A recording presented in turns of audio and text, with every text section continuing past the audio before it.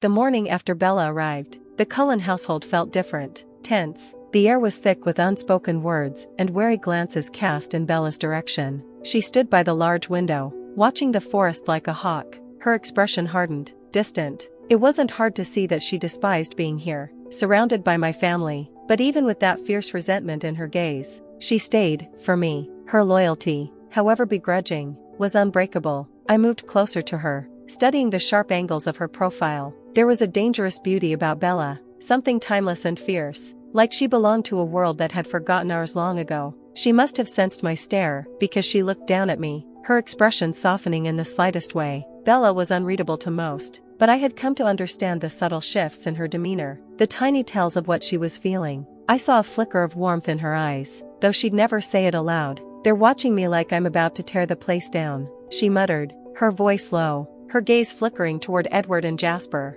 who were trying, and failing, to look preoccupied across the room. I let out a quiet laugh, though I couldn't blame them. Bella's presence was intimidating, even to us. There was something about her that radiated raw power, an ancient, primal energy that reminded you she wasn't quite one of us. She was something, older, more dangerous, but I couldn't imagine being without her. Her protection had been mine for as long as I could remember. "Give them time," I said, brushing my hand against hers as a silent reassurance. Her fingers tightened around mine, just for a moment, sending a quiet thrill through me. She hated showing any sign of softness, yet here she was, allowing me this closeness even with my family watching. Bella looked away, releasing my hand, and that brief warmth in her gaze was replaced by a cold calculation. "Irina's betrayal," she started, her voice laced with disdain. "You think this is just about one vampire making a stupid decision?" She shook her head, an unsettling seriousness in her eyes. "There's something darker at play here, something powerful. Irina was only the beginning."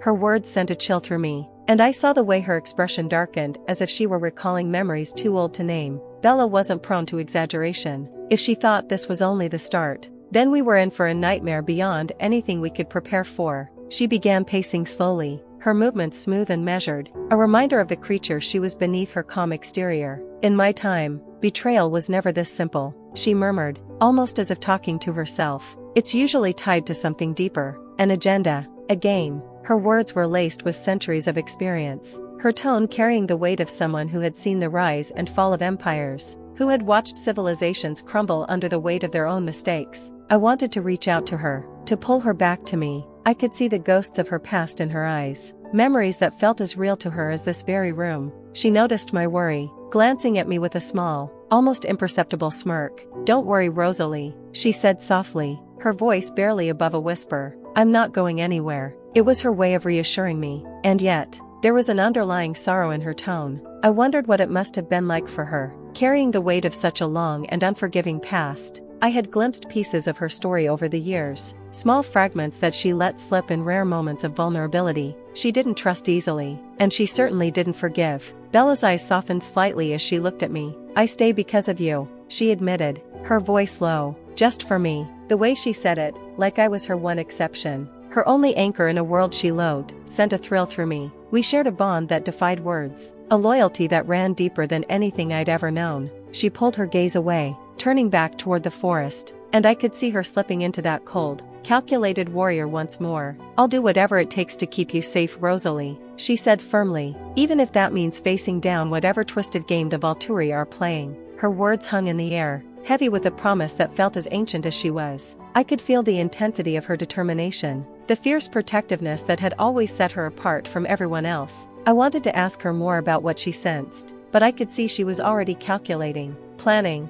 lost in her own thoughts. From across the room, Jasper moved closer, his expression cautious as he observed her. "So, Bella," he ventured, his voice hesitant but firm, "what exactly do you think we're dealing with?" Bella's gaze was ice cold as she regarded him, a faint smirk playing at her lips. "You wouldn't understand," she replied simply, her tone dismissive, and for a moment, I saw the warrior she used to be, hardened by centuries of distrust and solitude. I touched her arm gently, drawing her attention back to me, and she softened, "Just for me." "Then help us understand, Bella," I urged her, holding her gaze. "We need you." She exhaled sharply, as if letting go of some unseen weight. "Very well," she said, looking at me with that same intensity that had always bound us. "Irina's betrayal wasn't an accident. Someone's using her, exploiting her bitterness against you, and they'll stop at nothing to bring you down. Her words sent a chill through me, but there was something comforting in her resolve, in the way she stood there like a sentinel, ready to face any threat. I leaned a little closer, catching her eye. You know,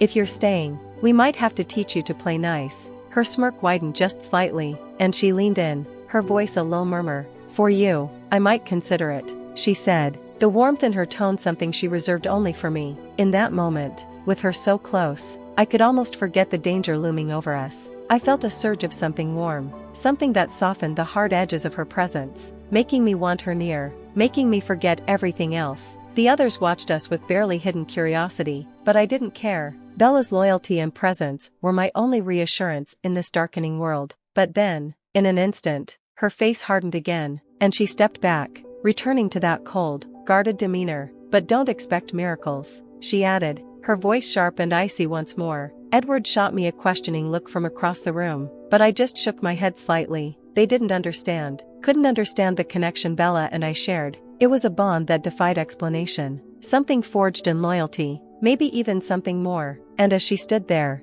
watching over me with that fierce protectiveness, I realized that she was the only one who could keep us safe from whatever was coming. Bella's gaze drifted back to the window, her posture tense and ready. She would fight for us, for me, even if she despised every second of it. I knew her well enough to understand that her disdain for my family wouldn't stop her from protecting us with everything she had. And even if her heart only held warmth for me, I knew that was enough. As I watched her, I felt a strange sense of calm settle over me, a reassurance that no matter what darkness lay ahead, I would not face it alone. Bella would stand by my side, fierce and unyielding, until the end. And for now, that was all I needed.